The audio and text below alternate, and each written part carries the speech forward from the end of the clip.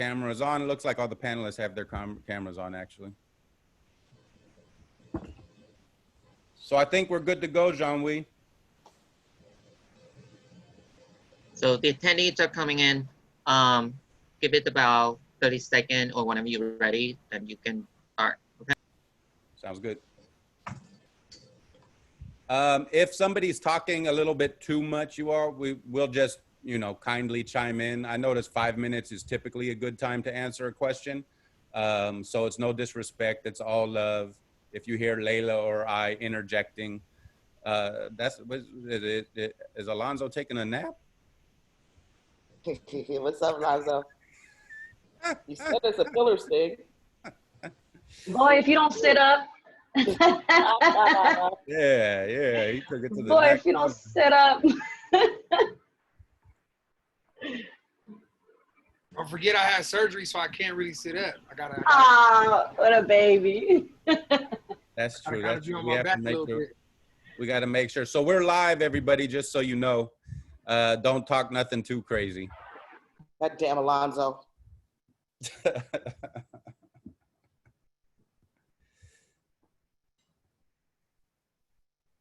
And Flaco, are you there too? Yeah, I'm here, but I don't see anybody's camera. Yeah, we can't see Just you. like- There you are. Okay, yeah, I'm here, but I don't see anybody else either. Oh, I see That's you probably now, but I don't because see you're like- on your phone. Maybe if you swiped or whatever, but that's okay. We're gonna go ahead. Oh, okay. Yeah. Okay. So I think we're going to go ahead and get started. Hello, everybody. As far as I know, we're live. Once again, thank you for joining the Pillars of the Community Political Education class. This actually, you know, is one of the classes that I've been looking forward to the most. We've had an opportunity to bring in a lot of amazing people to present and be able to learn from. And these folks who we have on the panel tonight are all close friends of mine. And really, they are the experts on the street, people who have been directly impacted by policing throughout their lives. So thank you, everybody, for joining us. I'm really interested and can't wait to get this conversation started. As you all know, Pillars Political Education, we don't have a specific ideology, but it's more of what are kind of conversations that can lead to critical thinking and understanding the issue in a larger, deeper way than we had understood those issues beforehand. If attendees have questions that they'd like to pose, feel free to put those in the Q&A section. If it's possible, we always try to get to those questions. Sometimes it's not as easy or there's not enough time.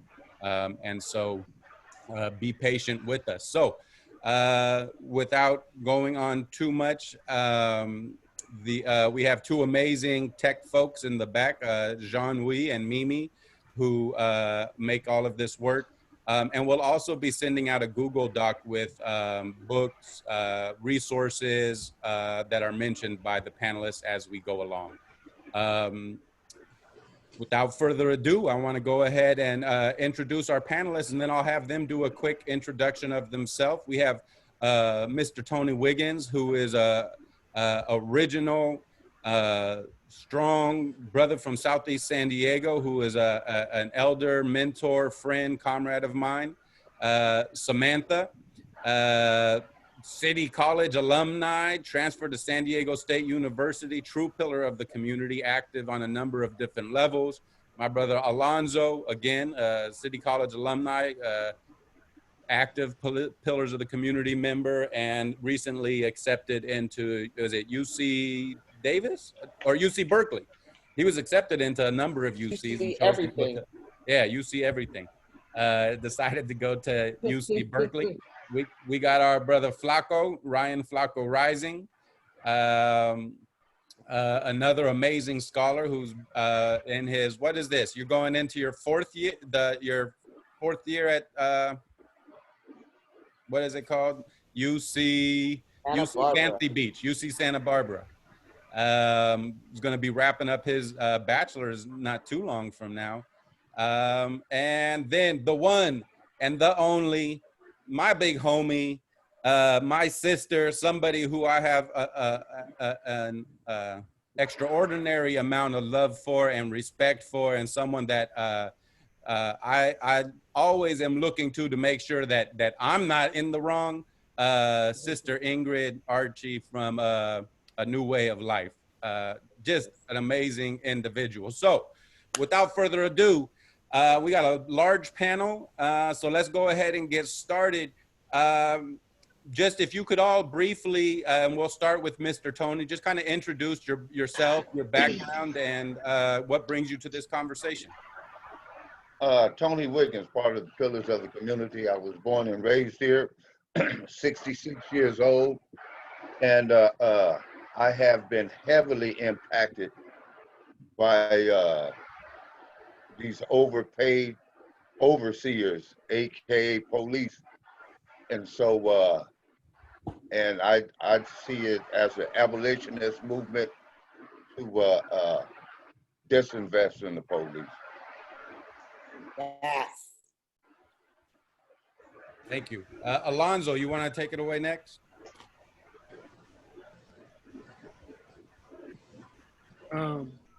Alonzo Harvey, City College, on my way to Berkeley. Heavily impacted by the, police department my whole entire life. I guess since the day I woke up and saw the police department, I've experienced nothing but trauma. Didn't realize it was trauma until I got older. But yeah, that's it. So, and Samantha. Hi, everyone. I'm Samantha.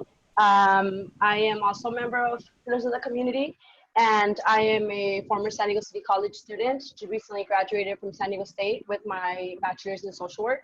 And, I'm a formerly incarcerated student, as well as a former foster youth, and I've been impacted by the police departments from a young age, from 7 and 8 years old, and I'm now becoming aware of how to try to destruct what they have built. So glad to be here. Thank you. Thank you. And Ingrid. What are we saying? Because I got. You're just introducing yourself. You're just introducing yourself. Where you're at. You're actually one of the few people from Los Angeles that I don't mind inviting to a panel. Where you're from, what organization? You're just kidding. I love LA. We just have a little man's complex down in here in San Diego. We're tired of being overlooked. But just where you're from, your background, and what brings you to this conversation. So I'm from South Central Los Angeles. My background is the streets, and I work for a New Way of Life reentry project. And what we do is we house women who come from incarceration. We provide housing services, advocacy, leadership. We do record expungements free of charge, some legal services when people are locked out of trying to get, certain certificates and things of that nature. We partner with statewide organizations to craft legislation that would change the lives of those who have been impacted by the criminal justice system.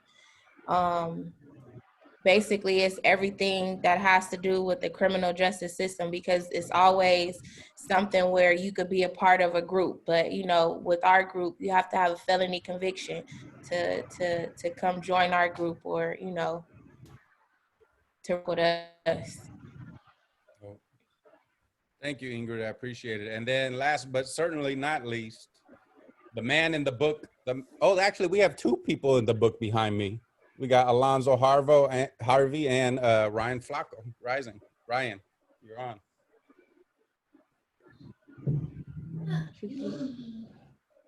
Flaco, you there? You want to introduce yourself?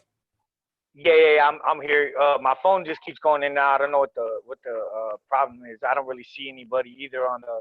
I may have to log in through my my computer or something.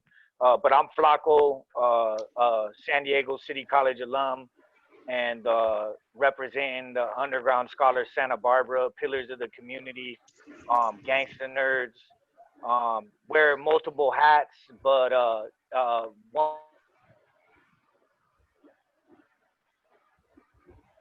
Yeah, you're cutting out. You're cutting out, brother. You might All need to right, make that switch. yeah, I'm Flaco. Just here from UC Santa Barbara, repping, gangster nerds and representing Montebello and most of all, just standing in solidarity with everyone. I'm gonna try to make that switch real quick. Oh, good. It's good. It's good to see you. And I'm Laila start with, Aziz, my co-facilitator. We forgot about you. yeah, I want to start it off. Let's get it cracking. People ready to hear some stuff, you guys. Let's get it cracking. We introduced ourselves twice. Come on, let's go.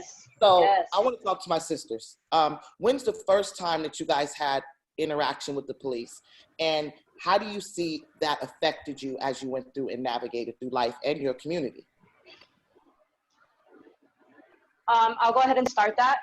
I was impacted by the police department as young as, I want to say, 8 years old, when they came and participated in the removal of my house. I was removed from school, and they were there with the social worker, and I just remember that I had a lot of fear because it was an aggressive removal.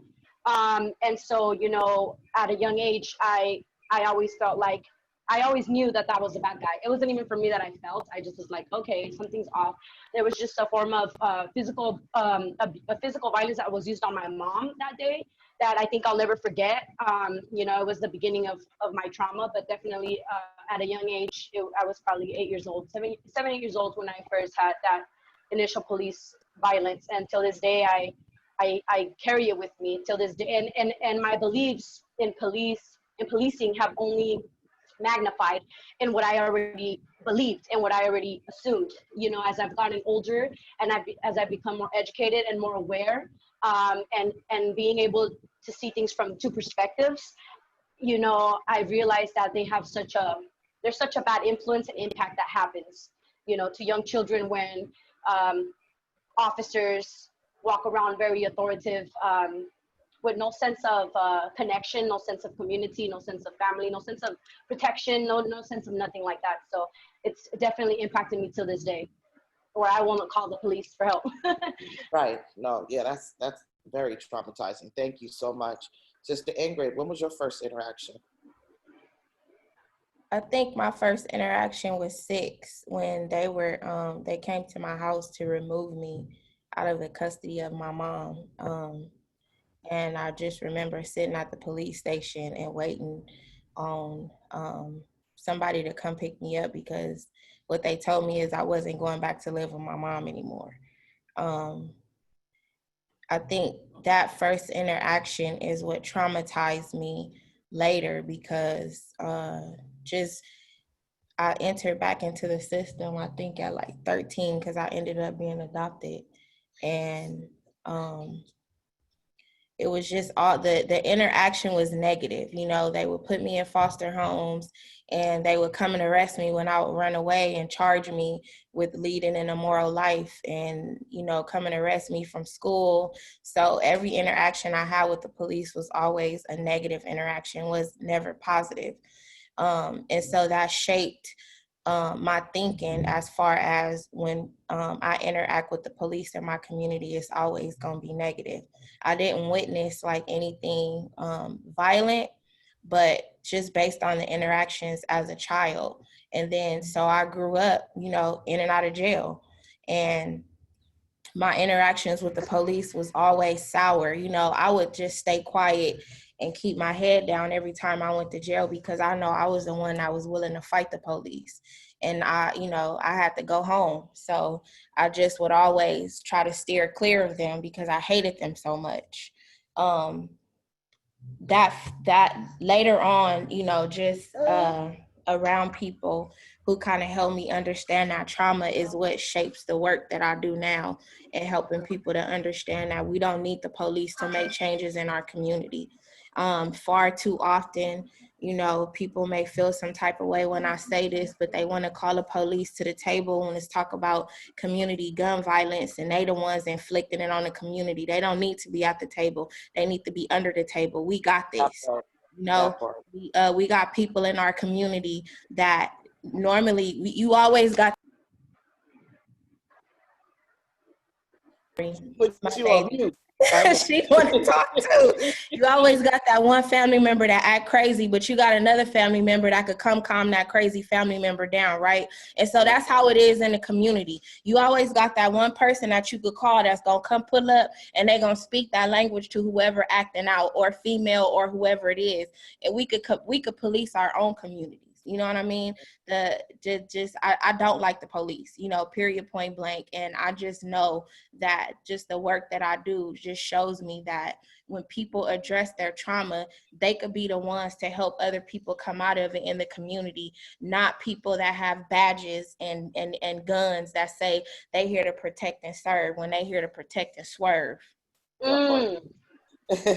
And you know, sis, you said that at 13, because running away from foster home, you and Samantha both have a similar story of your first time with CPS, or with foster care, with removal, family removal, when they kidnapped the children from their home.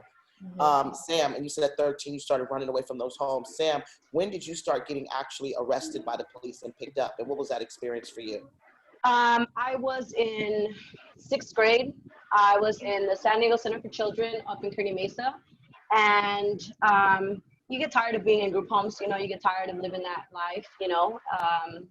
And so I started to run away too. And I remember it was me and a whole bunch of other young kids, you know, we were probably like 10, we were really young. And 10, some were 14, some were even a little younger than that. And we proceeded to run away. And by running away, I mean literally walking out of the group home and just walking. That's all we did was walk, you know, walk to the nearest playground, walk to the nearest place. And I think maybe the next day we were all walking down the street, really far from the group home. And but since it was morning hours, daytime hours, when the kids supposed to be in school, they see all these little kids walking down the street. And that was my first experience. And, you know, we were all different colors. We were all different colors. We were all different ages. Yeah, we all still got the same treatment, and we all got arrested. And we were like I said, there was an 8-year-old girl with us. I think I was 10. There was an 11-year-old with us and a 14-year-old with us. And, you know, we all got arrested, put in handcuffs. Just the worst experience, you know, not the worst experience of my life with the police, but definitely at a young age, it was just, I wasn't afraid because I had been through so much more traumatizing things, but I was just in shock that I was again living this moment with the police doing the same exact thing, only that this time they were putting handcuffs on me and putting handcuffs on all my friends to throw us in the back of a cop car. And then they took us over to my school, which I was going to, an outside school for my group home at the time, Montgomery Middle in Linda Vista, or high school, whatever you want to call it. And, you know, it was just very, I don't know if it humiliating. It was, I felt many different things as they got me off the car in front of my school. So that they can come pick me up, so the group home can come meet there or whatever they were going to do. And just everyone watching me. So at a young age, you know, being in 6th grade, I already had that I'm in handcuffs and, you know, that pipeline. So that was the first time I had that. I was arrested by the police. And we see that a lot. Thank you guys. On our first encounters, both of y'all, it wasn't for a crime. It was a status offense because of your ages. So you were criminalized without even committing a crime. Mr. Tony, your first trip to juvenile hall, this story always makes me want to cry. How old were you and what happened? I was about 8, and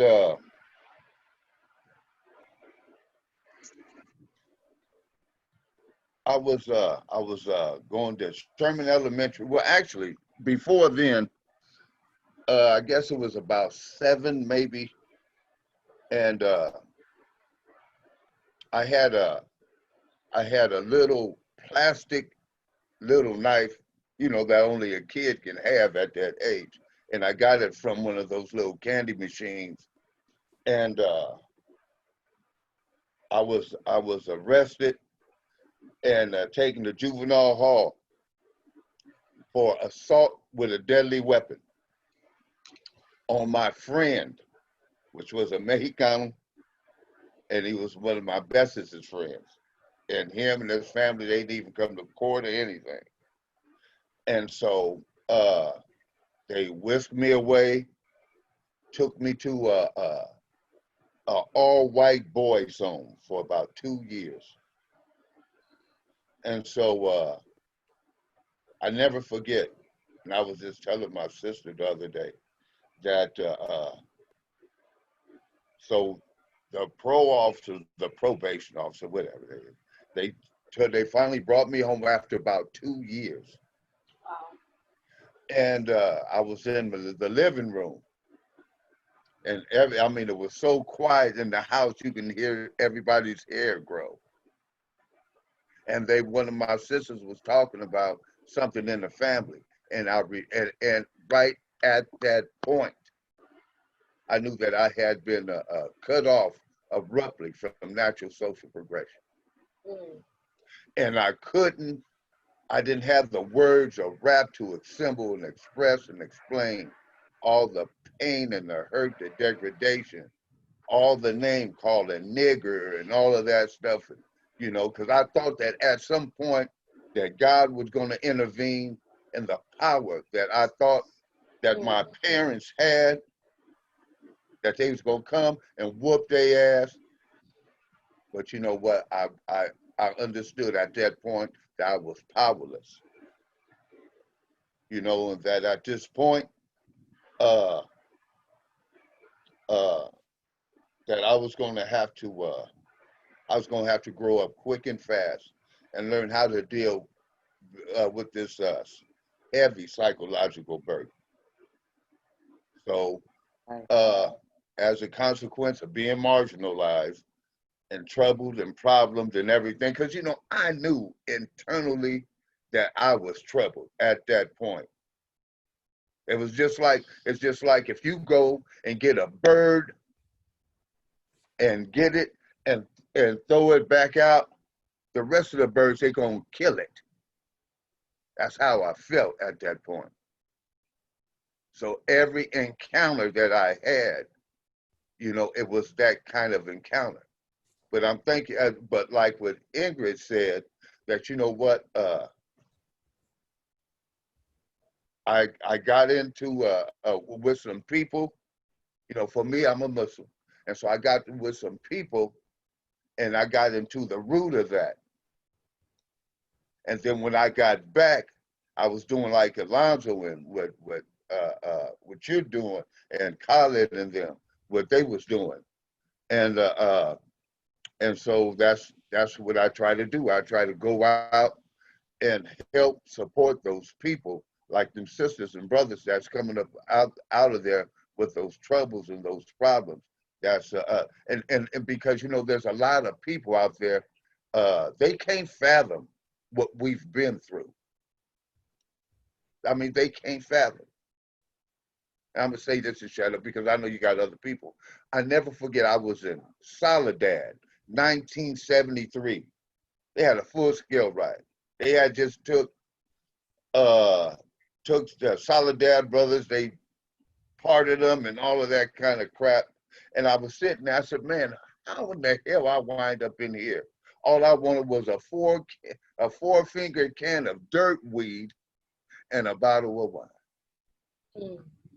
And they took me, sit me amongst, if these were murderers, that was real 5 to life. And I'm like, how in the hell I get here? All I had was a probation violation. All I did was just maybe stole something out the store. I didn't have any real bad felonies. I didn't have no burglars, no robberies, no guns, no knives, none of that.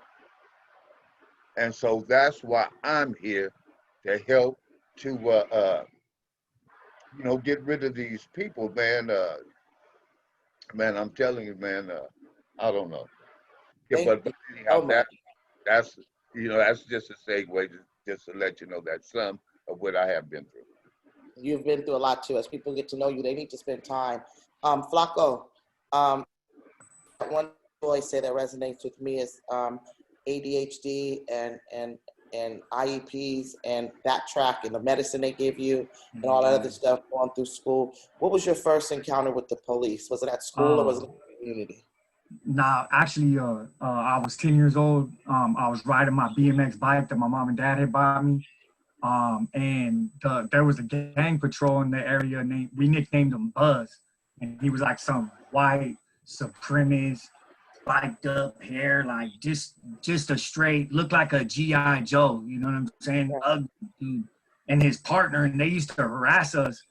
And they came up on me on my bike. I was cruising down the street on my bike. I was going to the homies pad, and they came right in front of me. It was like a tinted down Trailblazer, and I just hit my brake, and they jumped out, cuffed me up, put my bike in the back. They were accusing me of robbing a bunch of houses, and they were accusing that I stole that bike. So they made my parents produce paperwork, receipts showing that they bought me this bike, and they took me to juvenile hall, and they forced my mom to drive miles up to get me out of juvenile hall.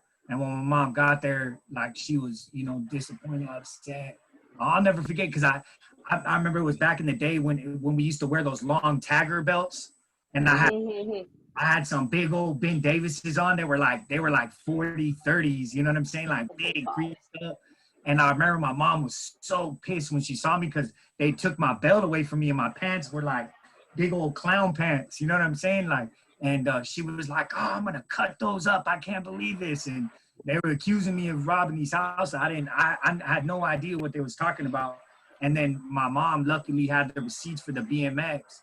So it was just like some forced arrest just to get me on paperwork. And after that, it just like, it started from there, like where they were continuously stopping me now and pulling me over, gang file, and it just evolved from there. About the age of 12, where they had me fully incarcerated. Wow. And by age 12, you were just fully submerged in the system. Submersed, yeah. So I was fully locked up, being transferred around to different juvenile hall camps. My mom and dad had divorced, so my mom she moved out of state. So they had me go to the Idaho Youth Ranch, St. Anthony. I was just pretty much just a ward of the state, just moving around. By the age of 12, they were moving me from St. Anthony to Idaho Youth Ranch to Brown School to the YA, the Youth Authority, and downtown Boise, Idaho, because I had escaped from one of the ranches. Like, I was just shuffled around for years there until I finally got out of there, and then it was, you know, trying to adapt back to, you know, life out here, which I felt different, felt like I didn't belong. So of course, I've been taught that I need drugs in order to function correctly all my life. They told me, "Oh, you're ADHD. The only way you're going to be normal is if you're high on drugs. Like, you need Ritalin," which if you go and you do research on Ritalin, it's small doses of methamphetamine. You need Prozac because you're on Ritalin. It's causing depression. And, you know, and so my mom was constantly, you know what I'm saying, being I say manipulated, and I was used as like a test dummy, like for medications by the pharmaceutical industry. They were telling these physicians, "Oh, you need to tell these parents anything to get them on," and then the school was right there documenting everything, and they were like, "Oh, he's sleepy, you know, and this medication's causing him to be sleepy," and they put me in like a resource room and gave me a beanbag. So I had a beanbag in the corner where they would just let me sleep, you know, hours out the day. It was fucked up, you know what I'm saying? But I'll tell you, the most dehumanizing experience I ever experienced was at the age of 12 years old, when I went into juvenile hall and I had a disgusting fat, I call him a sheriff, like pig, straight pig, make me undress in front of him at the age of 12 years old, and lift up and do all this nasty stuff to myself, and then spray me with lice spray like I was some diseased, infested animal, and make me sit there in front of him for 30 minutes with all this lice spray all over me, and just looked at me while I faced the shower. And that dehumanization process right there, it really fucked me up. And I was angry, I was pissed, and, you know, I didn't understand why I was being treated like some disgusting animal. But as they treated me like this, that's how I responded to them. I responded like an angry, vicious animal. And when I was in juvenile hall, like I was banging on the walls, I was acting crazy, you know what I'm saying, at all times because of this foul treatment. It was my only way to just, you know, just get this anger that I felt inside due to the treatment that I was receiving by this disgusting system that they call corrections. Like, how the fuck you correcting a 12-year-old kid by spraying him with light spray naked and humiliating him? You know what I'm saying? Like, yeah. So that's some of my experiences, and they just evolved from there. Right.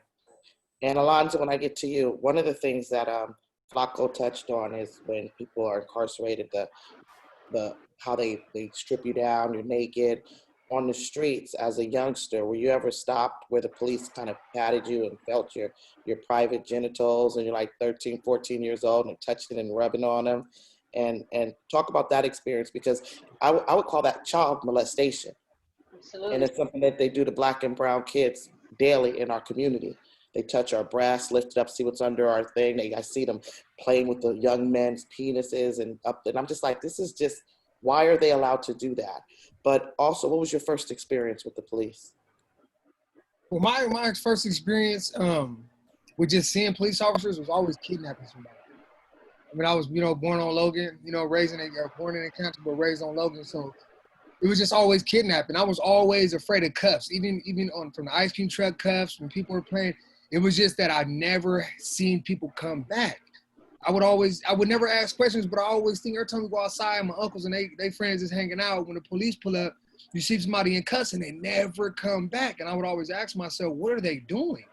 I would often see the brothers, later on, but in my head is what happened? What did they go through that they were kidnapped for however long they were kidnapped and allowed to come back? And I was just a repetitive thing constantly in my life. That's all I ever saw was, cops pulling up and kidnapping and bringing people back like mysteriously. So after a while, it just became normal to me. Like, is this what they do? Are my uncles bad? Like, are they doing something wrong?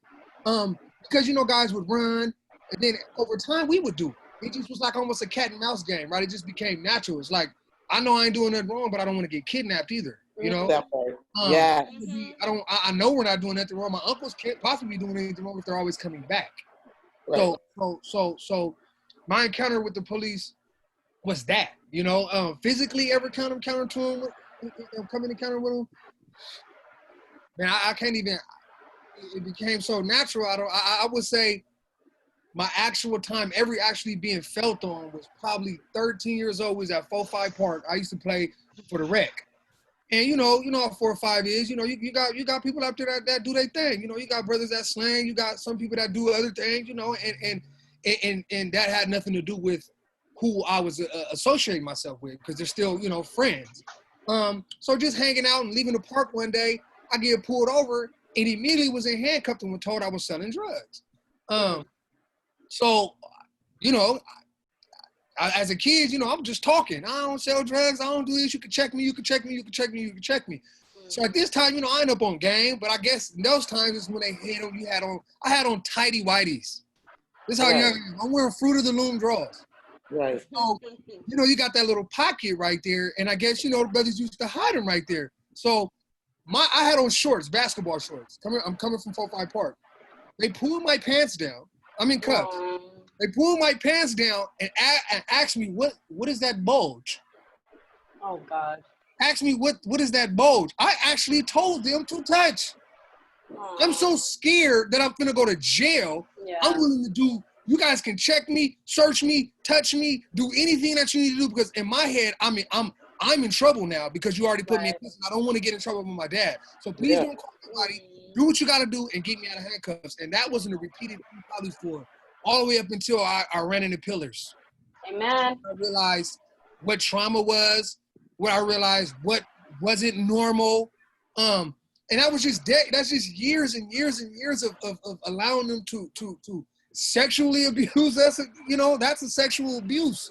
To constantly kidnap us, and put us up against the wall. But like I said, it didn't really necessarily, and it's messed up that it didn't anger me so much back then because it was so normal.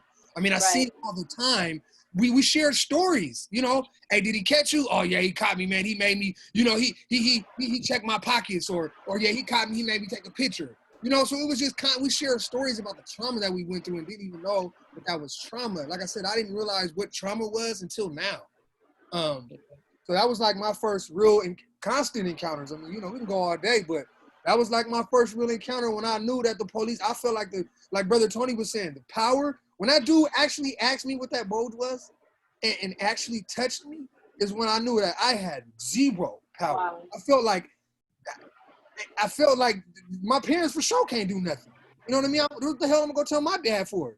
Because now he gonna think that, you know, the police, maybe I was selling drugs. You know what I'm saying? Yeah, you don't know. I don't think I was. You know what I'm saying? So that goes without us even explaining and telling our parents the things that we're going through every single day in the streets, because we're scared and we're told that we're criminals when we're not. And that goes back to me always seeing my uncles in the run, because in my head I'm thinking they doing something wrong. In reality, they not. So it was just a repeated cycle, you know.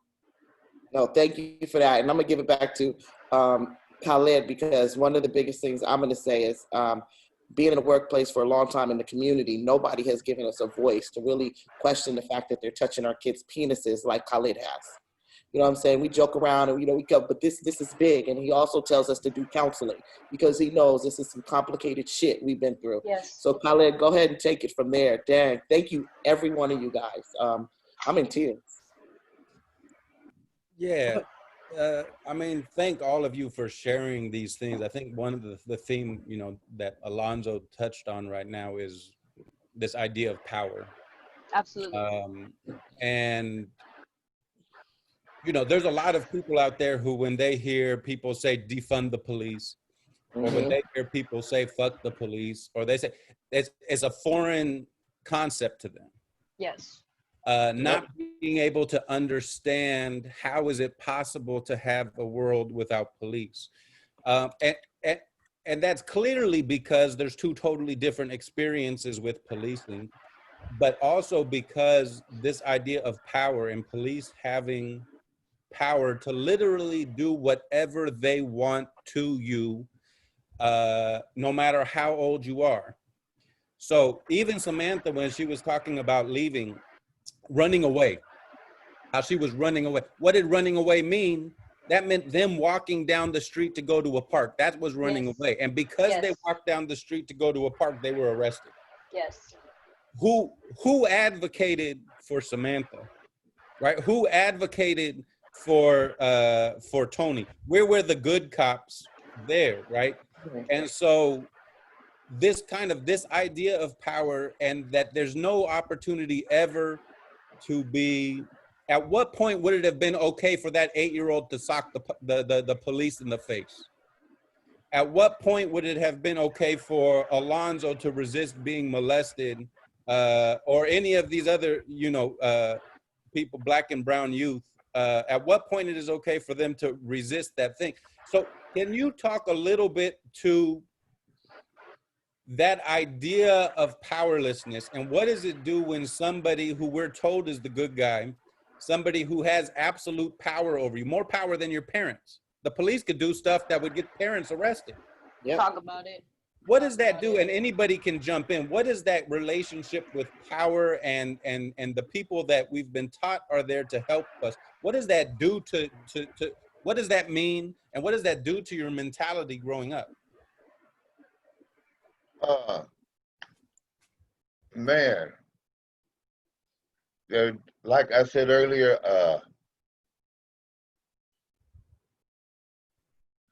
you know, what that very first encounter, and then that second, you know, and then it became consistent, because I came to realize that, you know, that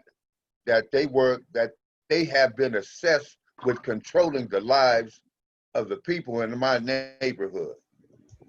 I have seen it all my life. And so,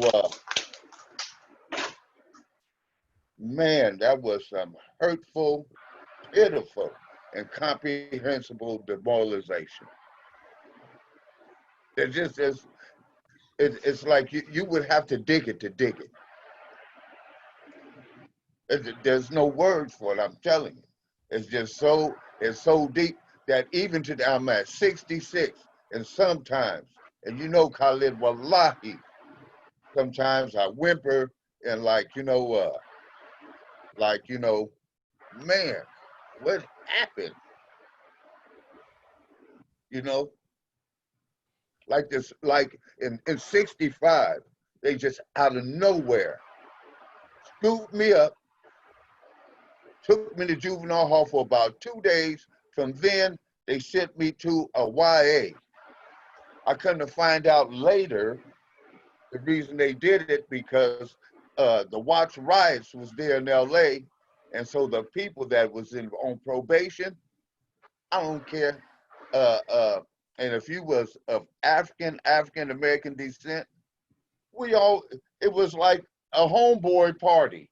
We was all up there like on San Andreas. Like, where the hell is that? In the hills with some scandalous white people. I'm qualifying scandalous white people because they were scandalous. They were brutal. I'm telling you, they were brutal. It was horrifying. They would beat your ass, put your face in the ground, all that stuff that you think that you've seen in a horror movie. Wallahi, that's what we did. And for those, man, it was like watching Mr. Tony, horror. so this is the police that you're talking about? Yes. And that's what they would do. For those on my age that might be watching, and they will tell you, they would take you wherever you was at. And if you was just talking to them, trying to talk sensible, they said, you shut up when I'm talking to you. Put your hands behind your back. And then they take you, where the old police department was, there was a lumber yard. And they would whoop your ass. Talking about lumps and bumps. So I don't have the words to express and explain the pitiful and incomprehensible demoralization. Yeah, so I think that's a good way to frame it is the violence, right? So if you guys can talk about the power and the violence of the police being inflicted on you, that'd be good. Sam, you were getting ready to say something. Yes. Just because when Alonso was speaking and he talked about power, and then you went and talked about power too, and I was like, okay, I'm on the right track, because it clicked on me that, you know, the police, they can make you feel so powerless. And, you know, and thank God for us who we do know pillars of the community, and we have, you know, become aware of, you know, of our rights as a human. And so I was thinking about my personal experience and thinking about, you know, why I have so much fear when it comes to the police, and why I have so much PTSD when it comes to the police, you know? You know, and I truly believe that they have had so much power. And even though we don't want them to have power, the truth is that they have power, you know, and that's why we're trying to defund them, because they have power. And so it becomes frustrating, upsetting, you know, where it makes me sick in my stomach, because I can't even see a cop car, you know, without me like feeling so many types of ways, you know. And I recently moved to City Heights, and there's a lot of cop cars here, you know. There's a lot. I've gone and pulled here in City Heights. I've had my car for 5 years, and I've gone and pulled here in City Heights. I've lived here since January, February. I've gone and pulled already like 7 times, just driving on my street, on my block, you know.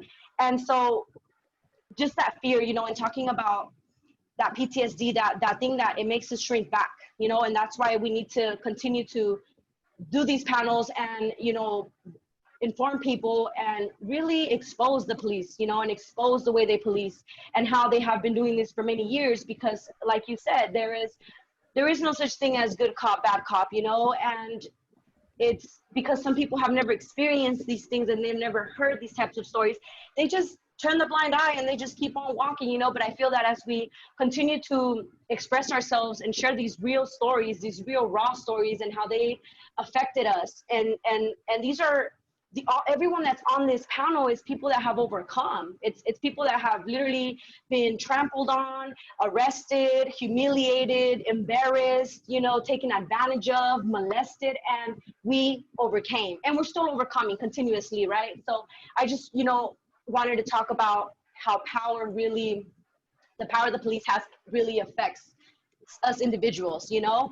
And I thank God for all the people who, you know, take their position and continue this fight, because it helps the generation behind, right? And that's the only way we're going to bring that change to take that power from the police and give it back to the community. I love what Ingrid said when she said that, you know, we don't need the police to bring change in our community. And, you know, and I think about people like Tasha who, when you call her, she rolls up and she does policing the right way, or she brings that peace the right way, and she brings that protection the right way. And that's just one of many people that I know, right? And so I just wanted to share that, and to not be blind that the police have power, but so do we. So keep on pushing. Yeah, I mean, one of the reasons why I asked that question, right, is because when people are looking at, like, you know, I prefaced it as like, well, why would we want to defund the police? What's so bad about the police? And so that violence that we see, I know this is a stupid question, but I'm going to ask it anyway. Have any of you seen the police act in a violent way? Oh my God. Maybe Ingrid.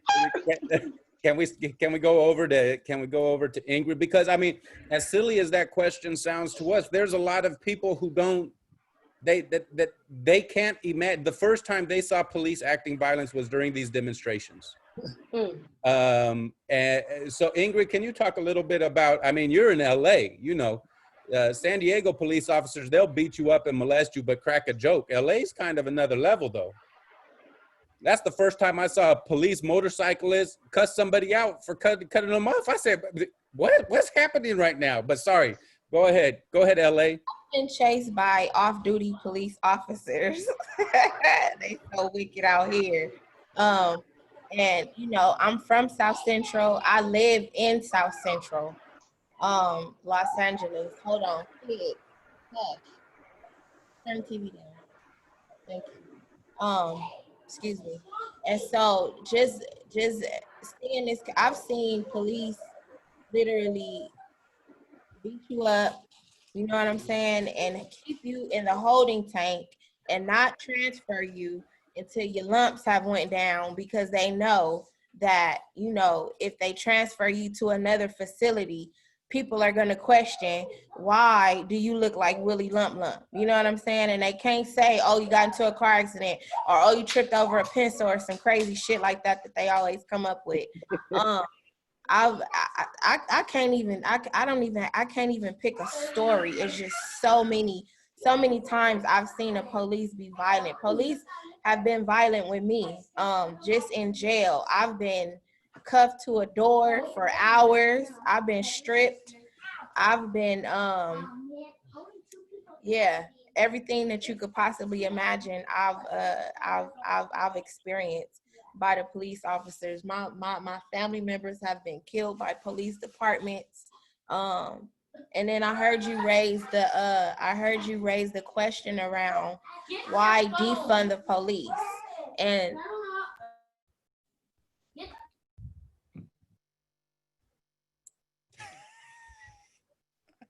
show them how to multitask, sis. Sorry, I gotta be mama, community activist, and whatever all that all at one time. And so the reason why we have to defund the police is because they have overly invested in the police so much that we have a pandemic that has made us unequipped to be able to answer to the call of being able to protect our community. We don't even have the proper tools. We don't have enough money put in Medicare to protect Black people in our communities, because they've overinvested in communities in Black areas. They could have did something else with that money, but they felt like Black people needed to be policed instead of cared for. They needed to be locked up when they were poor instead of cared for. And now we have a whole damn pandemic, and then they want to get on mics and say, oh, you know, the Black and brown community is gonna be what is they say disproportionately affected, by contracting COVID. Well, shit, we've been disproportionately affected by living and being poor. It ain't nothing new, but it's sad, and that is the reason why we have. That's the reason why we have to defund the police. The money has to go somewhere else. They transferred those. I want to give us time. I want to give us time at the end to go more into the defunding the police part. Okay. But we because just break it all the way down. Okay, well, Ingrid, start us off with this one, because I've seen you on the mic before, and I've seen the way you do work, and I've seen the people that you put up and why you do that. How has your interactions with the police, with the prisons, with the court systems, with every slaveholding system that we have, how has that helped shape you into who you are today?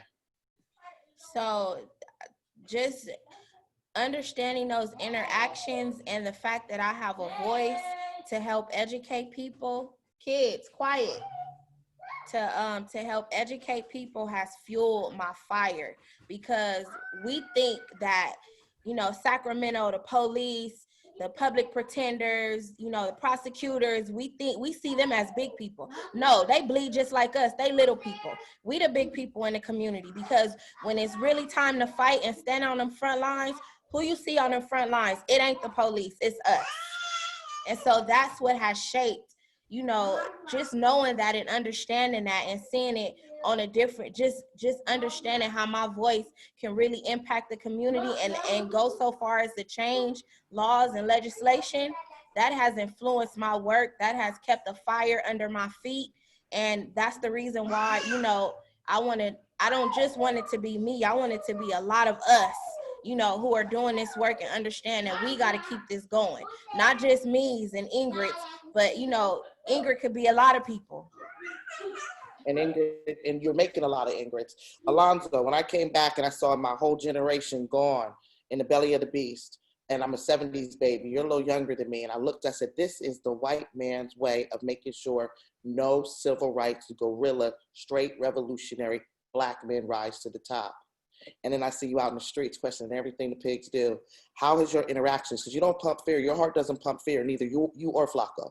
How has what you've gone through made you into the person you are now?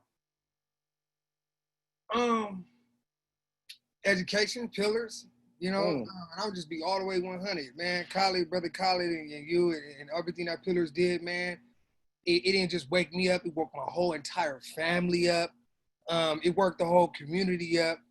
And we talked about the power. I remember just being just trying to take back from being that 13-year-old boy to who I am now. I know I'm powerless as an individual. I can admit to that. But I draw my strength from who I know. I draw my strength from what I know. I draw my strength from the education that I have. I draw my strength from thinking about the Lailas and the Khalids and the brother Tonys and the Flacos and the Malcolms and the Ingrids. That's who I represent when I'm running around here. It's not just me out here. It's all you guys that I represent. So I'm very careful and mindful of what I do. And that's where I draw my power from. I think as individuals, we got to stop thinking that we do have that power and lean on one another and constantly have these conversations and continue to educate, because the reason why I'm not scared is because I know if something happened to me, I could call Laila, I could call Khalid, I can call Tasha, I can call Tony, I can call Flaco. So at the end of the day, it's not just about me, because if something happens to me, you're going to have to answer to a whole lot of people.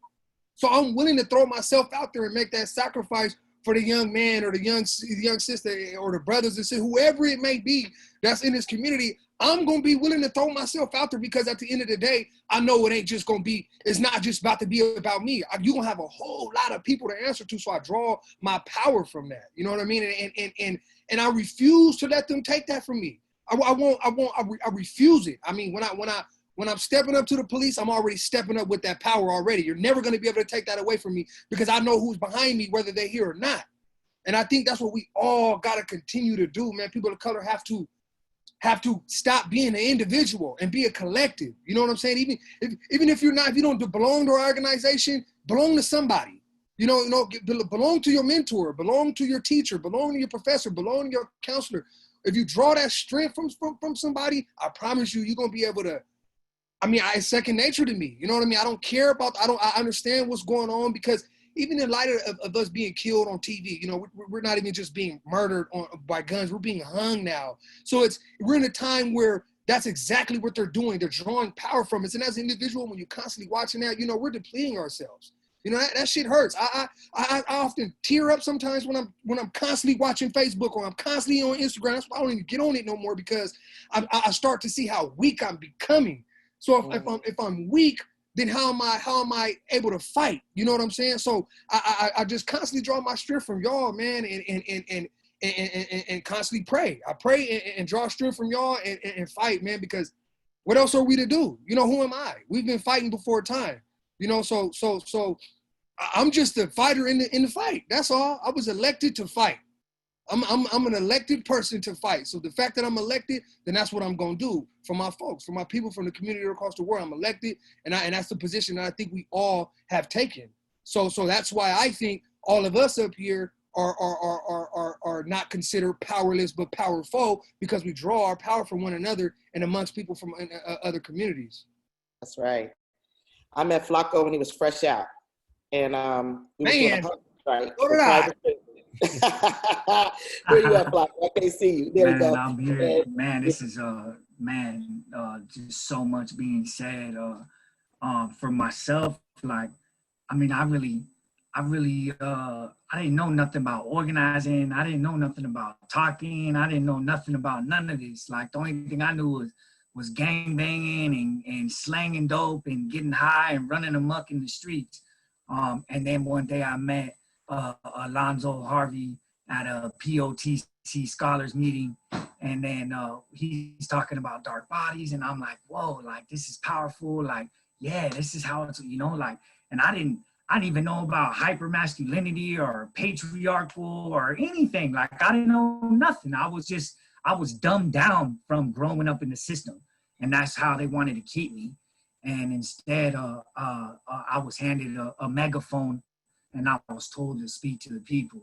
And I'll never forget it. It was right there in front of it was the MS building across the street from the MS building. It was right there in that courtyard, and we were doing like a dark bodies talk, and we were talking about coming together in solidarity, bringing the Black and brown communities together to quit allowing the system to divide and conquer us. And I grabbed this megaphone and I started to speak, and I don't remember what I said. I know it's on video, but everyone started to clap and cheer and like hoot and holler afterwards. And I found my voice in that moment, and I realized, dang, like, I need to speak up. I need to share these experiences that I've gone through to wake the community up, because they're unaware of the shit that's happening in the system that they're giving $15.7 billion to a year in the state of California. They're unaware. Like, we're giving $15.7 billion of our community money to a system that's just has a hand to do whatever the heck they want to our people. And then they're bringing them back out with all this trauma and just dumping them with $200 in our communities and setting them up to come out here and to survive by any means necessary again, and just building this revolving door. And that's all the system has done, is design this revolving door. And that's all these police do is just come into our communities when we've not called them to our communities. They show up all day long, drive up and down our streets and create crime. It ain't us. They're creating the crime. We're just trying to survive. And so, you know, since I've been home, I haven't even been out of prison 5 years.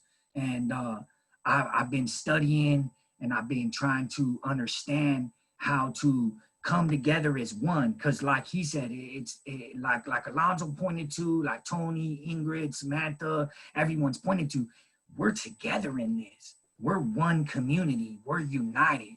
Nobody's experiencing less or more. We're all experiencing the same exact, just on different sides of the town. You know what I'm saying? This attack from the police is happening to all of us. And we're all going upstate, and they continue to take money away from our communities. And that's a big disservice to our communities. Look at all the tents in downtown LA. Look at all the tents in downtown San Diego.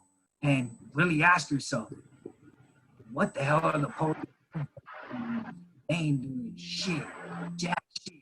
They're just criminalizing us and terrorizing us and trauma on our minds, and then we're coming out here broken, and or we're walking away from the experience with them broken, and we're using drugs, we're doing things to numb this pain that we feel internally. And the only way we're gonna rid ourselves of this pain that we're feeling internally is by uniting and defunding and shutting them down. You know what I'm saying? I just seen another brother get killed by the cops down there in San Diego. Like this is hurting all of us. They just, you know what I'm saying? You know, and so, you know, it's time to rise up and realize we can take care of our own communities. They're patrolling them all day long. We ain't calling them there to do all that. They do to really build this mass incarceration epidemic that swept and purged all of our communities and destroyed our families. They're attacking and assaulting our families. It's not about protecting and serving anyone. It's about getting that $15.7 billion living their classy little lives while we're all living in tents, or we're on the verge of living in a tent. So we need to unite, you know what I'm saying? And we need to fight, and we need to reclaim our communities and that money for our communities, and watch what happens. $15.7 billion. I think if we got that back down to our communities, we would see a lot of great changes. We wouldn't have public safety issues. Tell them, Flaco. Flaco, I can listen to you all day. For real. Can I say something real quick? I don't want our next generation to experience this whatsoever. So, you know what I'm saying? Mr. Tony is trying to jump in here. Yeah, because you know what? Because what I just want to, what Flaco was saying, because you know what? In 1979, we had a heavy militaristic police presence in Southeast. We had that. We had that since 1958. But when it really, really happened, it was in about 1980. What happened in 1980 in San Diego? Chula Vista, Chula Vista, you used to be able, you can ride through Chula Vista. You've been there lately? And why did all of that stuff come? The prison industrial complex.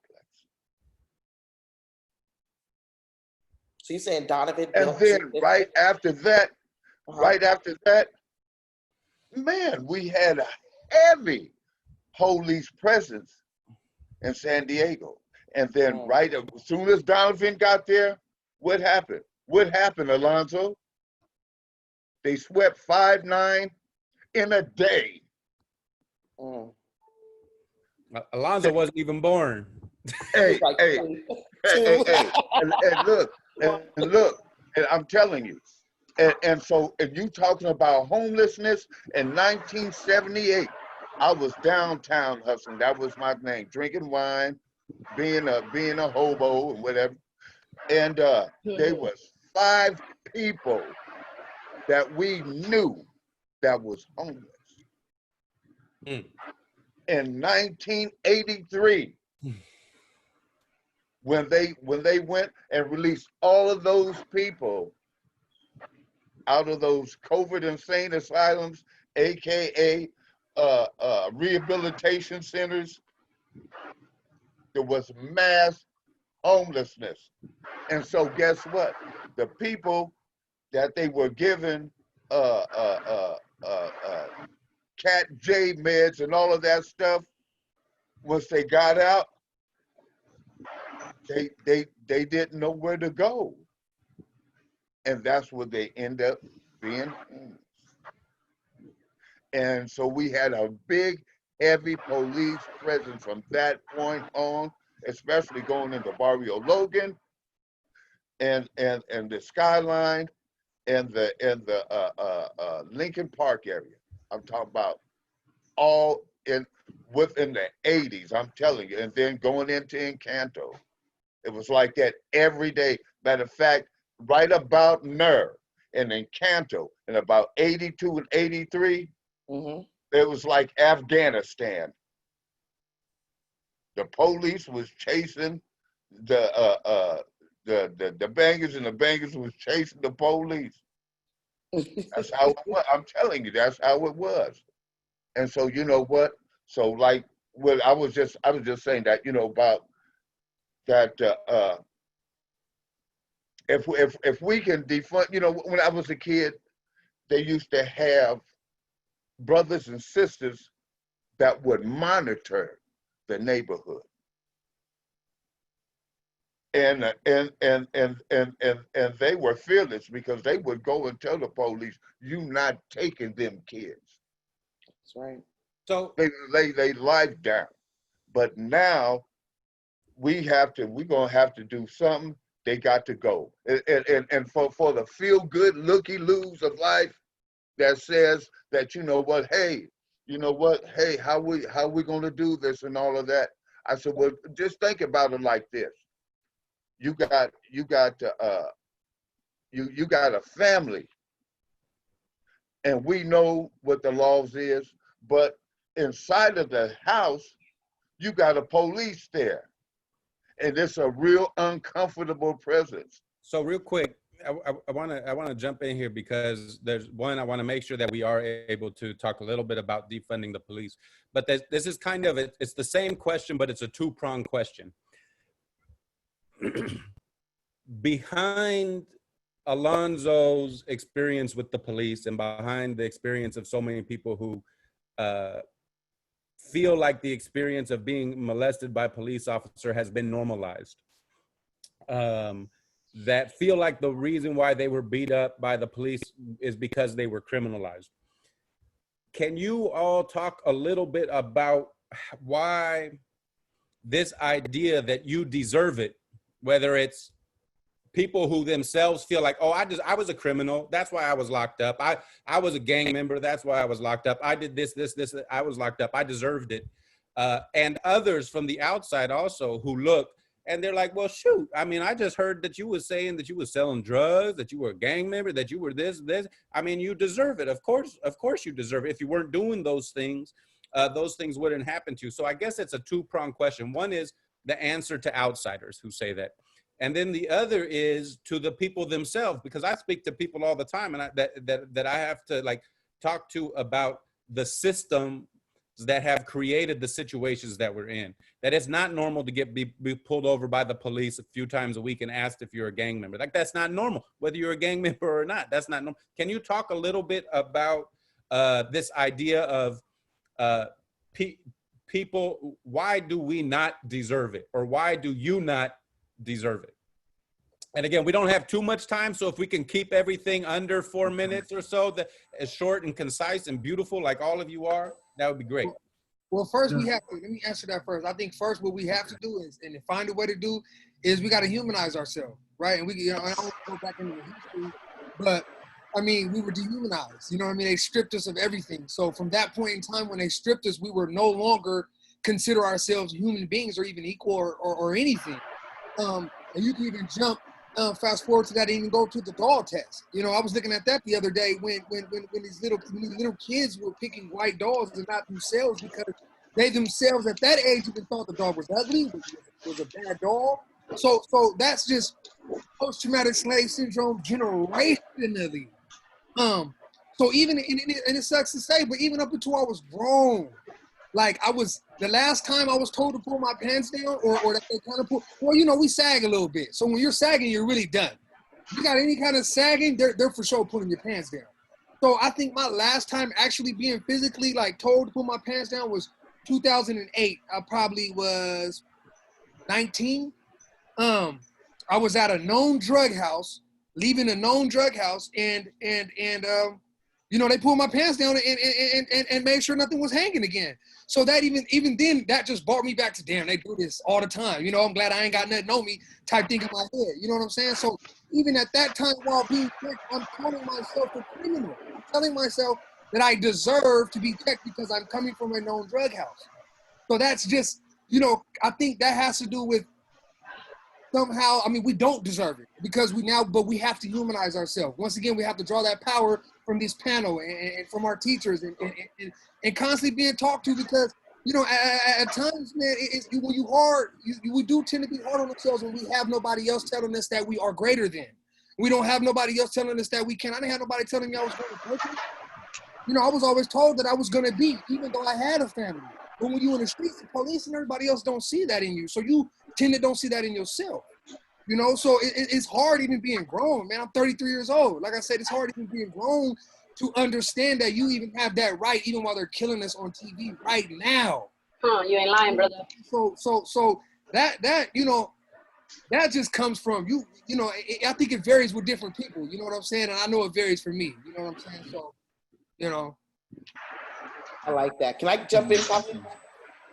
I want to ask a question, Khalid, because Ree has one up here, and it kind of is something that I've been wanting to ask Samantha. Samantha has become my hero over the few years. I consider her family.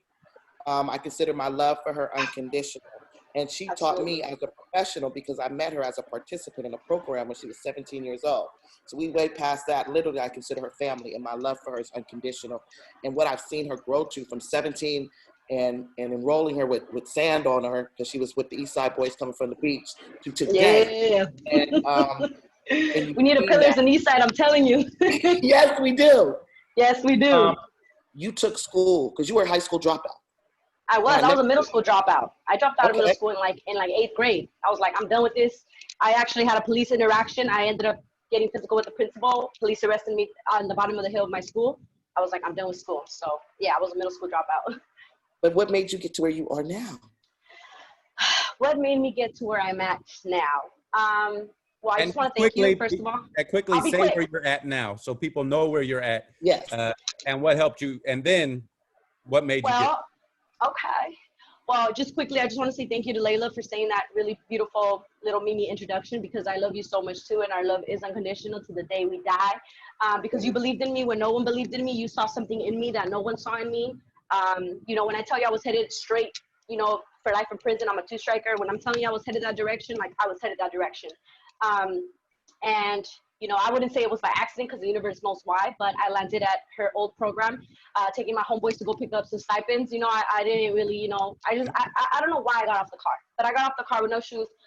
And, you know, Laila just saw me and it was like, it went ding. She was like, you. She just was like, you. She's like, you need to be in this program. And and no one has ever advocated and busted their ass so much for me to be able to succeed. And that's really what put that, like, that pep in my step to be like, oh shit, like someone believes in me. And you know, psychologically, even when you're doing child development classes and things like that, they tell you that all it takes is one person. All it takes is one person to be there for a child, and they will grow up and have a bigger possibility of, you know, being productive and all that good stuff. And even that, just the fact that there was those programs in place. And so before, where was I? You know, like I said, I was removed from my mother at a really young age. And, you know, I experienced a lot of sexual abuse, physical abuse, emotional abuse, all those things, right? To the point where I was one of those little girls that you see selling candy and selling vegetables and fruits over at the border before you cross. Like, that's how bad it was for me. At 12 years old, I was homeless in Mexico, lived there over there for like a year and a half by myself, really much, you know, had no support, nothing like that. Didn't have nothing going for me. At 14, I got pregnant, still didn't have nothing going for me. Now here I am with this, you know, beautiful child. And all I know is gang violence, that lifestyle. That's the only love that I knew was, you know, all my homeboys, all my homegirls, my family. Sam's not a fake gangster. Sam is with the business. Oh, she's seen me. She's seen me use, you know, unprofessional manners to get my point across, you know, and just because, like, that's just, I'm a very passionate individual, you know. I'm a very passionate individual, and I'll fight for those who, you know, who have my back, you know, and Laila has always had my back. I have followed Laila throughout these years, and it wasn't even planned. It's just how destiny had it, literally, you know. And so, you know, where am I at now?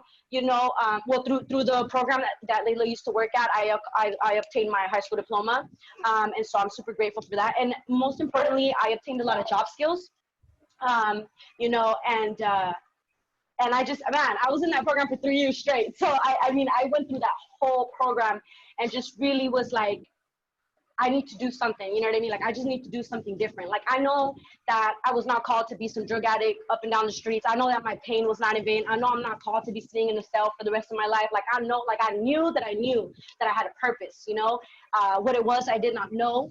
But, you know, when I opened up that first book, I've always loved reading. Even as I was going through old paperwork my mother had of me, I was mind blown because I had a lot of IEPs, individual education plans. They were constantly doing progress reports on me. My teacher was constantly writing down my behavior. And I had a really bad, I was considered emotionally disturbed, so I had a behavioral issue, constantly, you know, getting verbal, physical, things like that. And so to see, oh shit, my phone just died. That's okay. She must have been on her phone. I'm gonna say this, and hopefully she watches the thing. And she might be able to jump. It wasn't no program that made Samantha. Samantha, that's in her. It's not on her. It's in her. So she actually made us look good. Flaco, what took you from the pen to the state? And What's just that? real quick, just real Go quick, ahead. Layla, just real quick, I gotta jump in. We got I just saw one of the attendees, Brother Haroon Abdul Mubarak, who he's a middle school teacher, and so he made a comment talking about the importance of middle school teachers, making sure that they recognize and give the love and the support that everybody needs. Because if we listen to these stories, they start at 8 years old. They start at 8 years old. So when did somebody intervene in order to actually help them? So that's the first thing.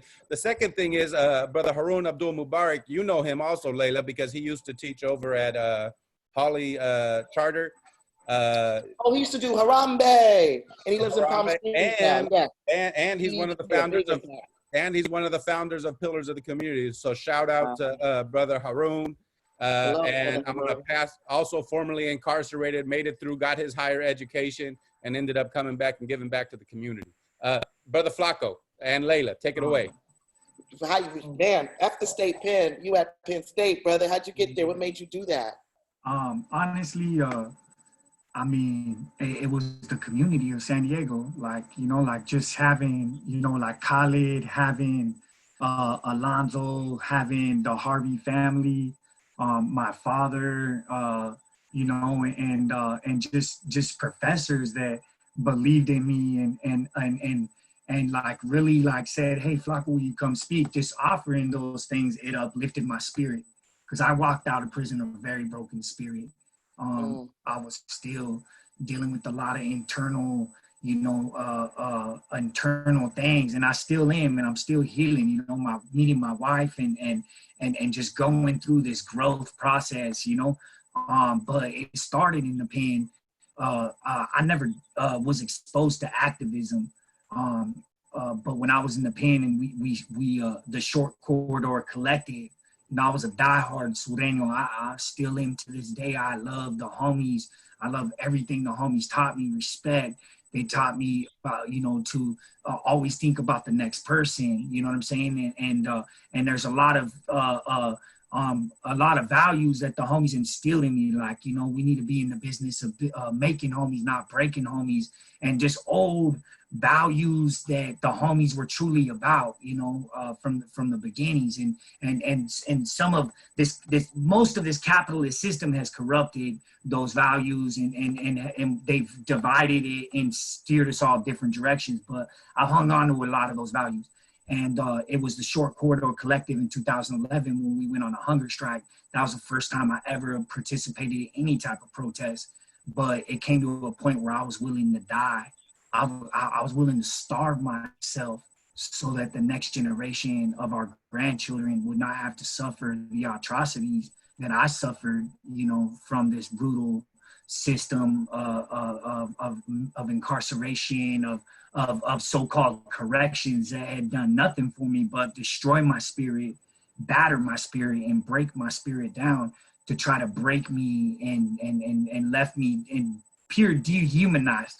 But it was the community that shed these scars and healed these wounds when I got out in August 12th of 2015, after going through 2 hunger strikes, 2 brutal prison riots, and then coming out and being embraced into San Diego City College and given financial aid and saying, here, you can go to school and we'll pay you and we'll help you learn the knowledge that I've been able to receive, you know. And now I understand what the hell was happening, like what this system was doing to me. If I would have never got this knowledge of reading these books like George Jackson and being exposed to, you know, the pedagogy of the oppressed, like, you know what I'm saying? One of the books, first books that Khalid Alexander gave me, I woke up and seen what is truly happening to our communities. You know, we're being manipulated. We're being conditioned to accept this through shows like Cops, through shows like America's Most Wanted, through shows like Locked Up that are making billions of dollars off of creating these moral panics in our mind that there's all this crime in our communities, which is not the case. And they're just sucking out all and extracting all this tax revenue, and at the same time on the back end creating money. It's all about money. We're being used as a commodity, and we need to wake up as a community and realize that they've turned us all into commodities, and all we equal to them is a prison number or some sort of ticket or some sort of tax that they can suck out of us while we are enslaved to working. And so we got to come together as a community and realize that and dismantle it. And so I mean, started selling people. It's never stopped. Yeah, I haven't been out 5 years. The day I got released, they killed Hugo Pinel. I like to, you know what I'm saying, point that out. Was one of the final individuals from the San Quentin Six, and they ended up assassinating him, and it was in New Folsom State Prison on August 12th of 2015. That's the day I was released. And I've come home and fought hard for the community since, and I'll fight to my death. I don't want our great-grandchildren and our grandchildren to suffer this. And I'm willing to fight on my feet rather than die on my knees to let our families suffer and be enslaved by this disgusting system that has done nothing to protect or serve us whatsoever. You said something though, and I want Ingrid to elaborate on it. Sam said something, Alonzo said something, and it's almost with this radical love of people who cared about you and people you've cared about, because I believe you and Alonzo where you guys are because you guys pushed each other sometimes at times where it didn't seem like it was reasonable or feasible. You know what I'm saying? Ingrid, when I first met you, I was in LA and I heard you talking about Susan Burton and you could tell the love there, the radical love, the mentoring, and you a boss. You know what I'm saying? How have those things, those people who just lift you up so you can lift others up, how has that helped you become more meaningful? And how are you doing that? What are you doing? So, you know, Susan, for those of you that have encountered her, she ain't no joke at all. And so I guess she saw herself in me, you know, because I came home. It's funny he said August. I came home August 14th, 2015. And that was my second time at a new way of life. And so she was like, you know, what happened? And I'm like, you know, I didn't want to let you down. She was like, you do realize I know that shit happens, right? I was like, well, you know, you Susan Burton. She said, I don't want to hear that shit. You know, I realized that shit happens. And so from that point forward, we came up with a plan of what we was going to do.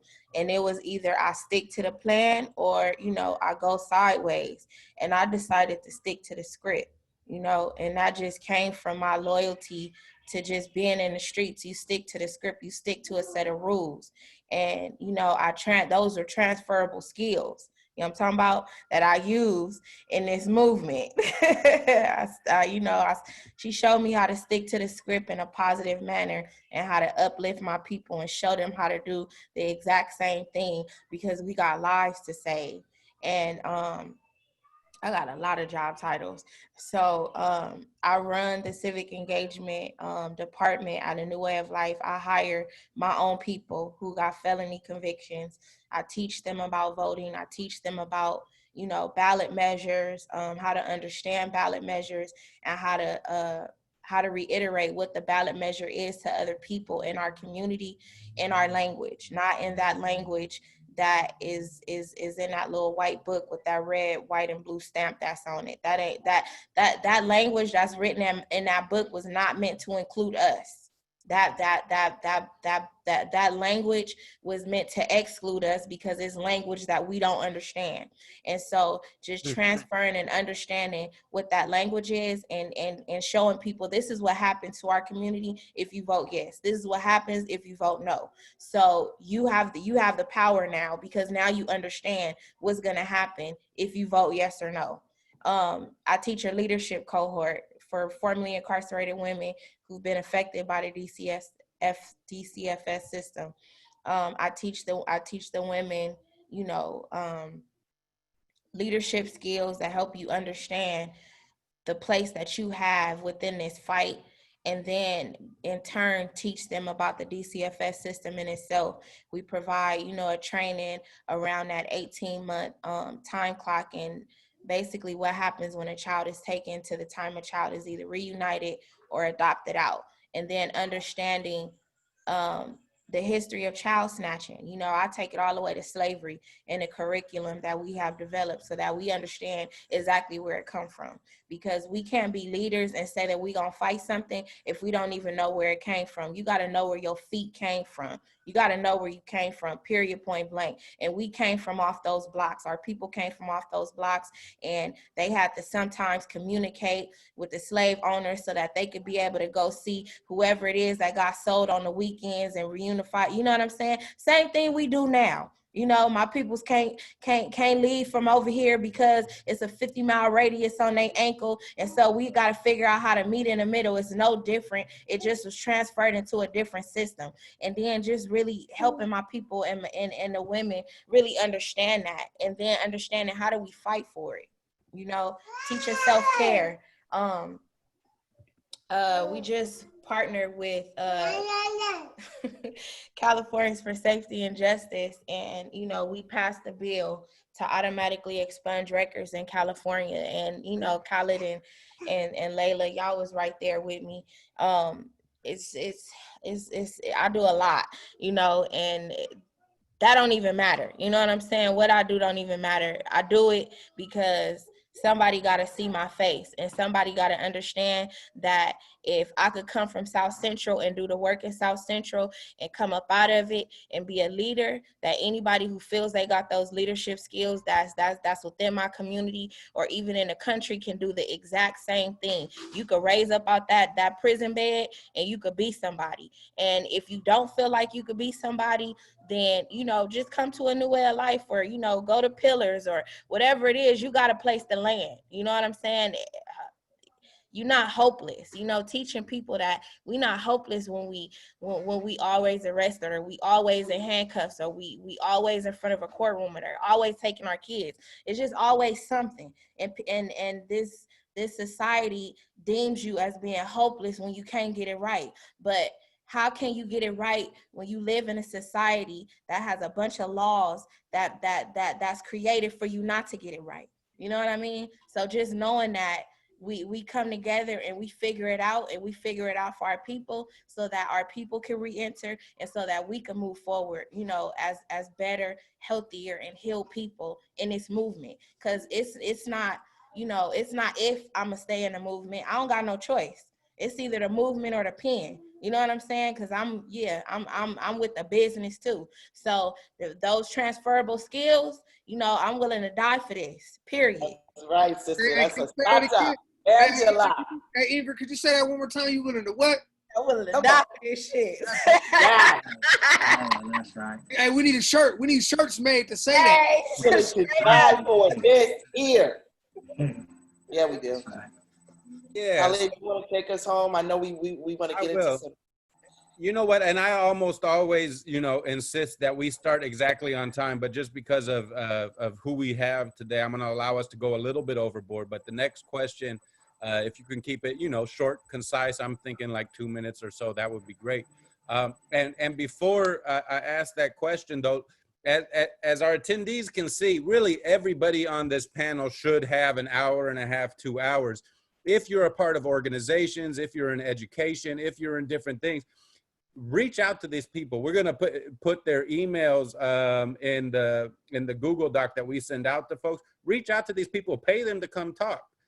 Because again, these are experts in these areas. And so when you're dealing with, you know, whether it's education, whether it's re-entry, whether it's defunding the police, all of these are experts. And so we're going to give you their contact information. Please reach out, pay these people, and benefit from, you know, that wealth of knowledge that they have. So wrapping it up, one of the, you know, when I look at police violence and harassment, I see, I was asked the other day, like, why do we see this happening? And I think there's two answers. One is racism, right? And that's a long fight. That's going to take a while. That's good old boy racism that we've all been raised with. But the other reason that I think we can begin to address right now is because they get away with it. What can we do as communities to prevent police from getting away with the abuses that we see on a daily basis? And I know that's a big thing, but if you can just kind of, whoever answers first is going to be concise. The rest of you, think about what you're going to say so you can leave us with some gems. So how do we stop the police from abusing from abusing us, from treating us the way that you were experienced? How do we prevent that from happening for our children right now and for our children in the future? Stop being scared. And when I say that, I mean, like Ingrid said, we fighting for our lives right now. You know, this ain't even just freedom, because we're not free. You know what I'm saying? In a country, this country will never consider us to be free. So the fact that I can live with that, then I can also live with the fact that I'm gonna fight until it happens, if it ever does happen. And I think that's what we've done. Our culture, we've done that since we were brought to this country. So I think once we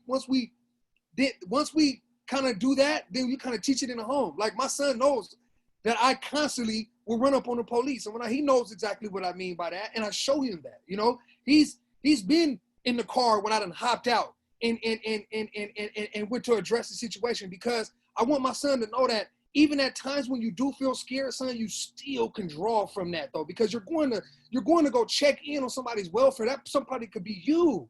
Or you might even know that person. You won't know until you run up on a car.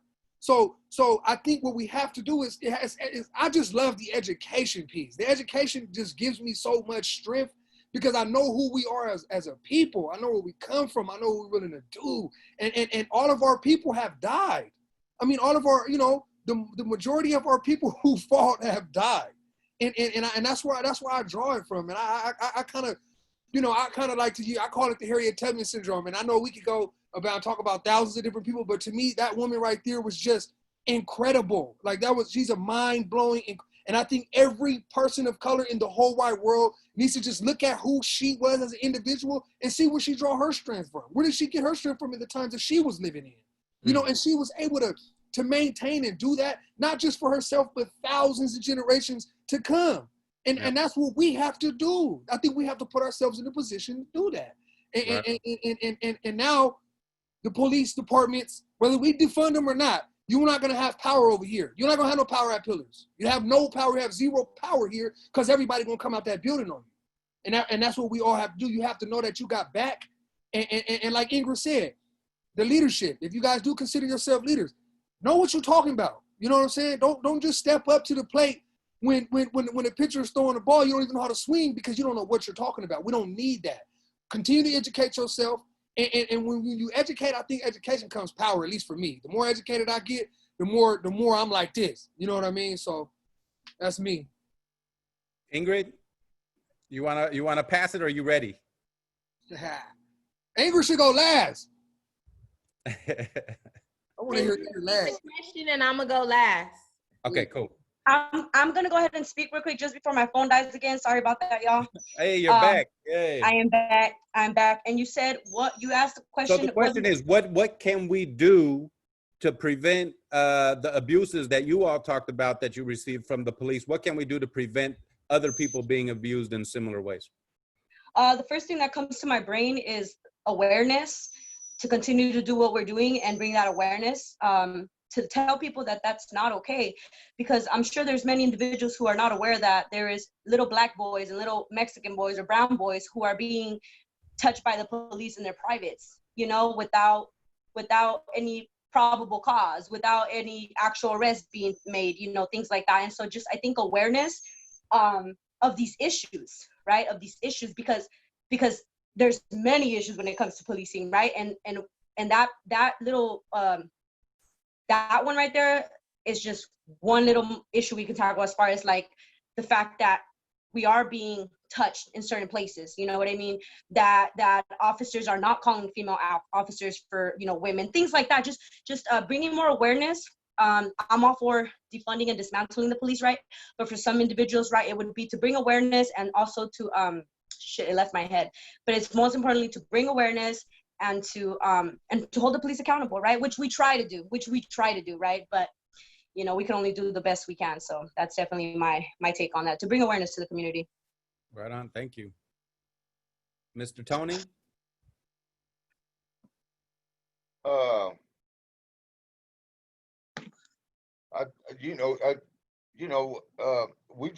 We have to be more aggressive in terms of calling them out. Yes, and sir. getting in their face. Yes, sir. You know, when I was a kid, as a junior Black Panther, right around the corner where I live right now, you had the Brown Berets and the Black Panthers, and we would be in their face. And we were serious about it. And I was willing, even today, I'm willing to lay my life down to make this change. You know, because they already got the laws that's legislated for the people they've always hated. You know, yeah, we can't just pass laws. That ain't gonna work. We got to be in their face and let them know that, you know what, there's no more killing. Ain't no more killing. You know, and so that's it. Be aggressive. I like that. Yeah, me too. Yeah, I just follow up with what Tony said. You know what I'm saying? The greatest birthday gift I ever got was this year when I got to see the Minneapolis Police Department get burnt down. You know what I'm saying? You know, I was cheering, I was hooting and hollering. I stood up for days watching that shit like as if I was in Vegas. You know what I'm saying? And ain't been in Vegas in, 15 years, and you're in the Strip and all the lights are going, you know what I'm saying? Like, that made me happy, you know? Yeah, we just gotta continue to be aggressive in their face. We gotta gain the knowledge, get these little certificates, the little PhDs and the bachelor's degrees, and show up to these tables and tell them, hey, nah. You know what I'm saying? We gotta unwrite all these policies that they wrote up against us to continue to enslave us. We gotta continue to burn down all the monuments that have been there. That's the same way they stripped our cultures away from us, is the same way we gotta eliminate this white supremacist culture that's been what America has been. You know what I'm saying? And we gotta fight every day as one, together as one, and not let these little things divide us. There's certain things that are going on right now where they're trying to divide up us and keep us separated. As long as we're separated, we're powerless. We have no voice. But when we're together as one and united, we're forceful. We're a power and force.